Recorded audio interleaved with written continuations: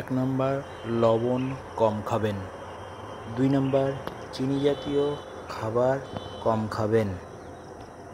ডিম সিদ্ধ বেশি খাবেন, অমলেট কম খাবেন। খাসির মাংস মাসে 2 বার খেতে পারেন। মুরগির মাংস মাসে 2 বার খেতে পারেন। মাছ প্রতিদিন খাওয়া যেতে পারে। ফলমূল প্রতিদিন খাওয়া যেতে পারে। ভাত কম, সবজি বেশি করে সবাই মিলে খাবো।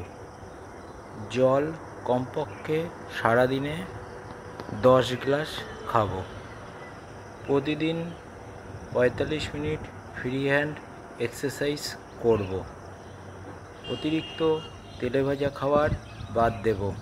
প্রতিদিন 8 ঘন্টা ঘুমাবো। ধন্যবাদ।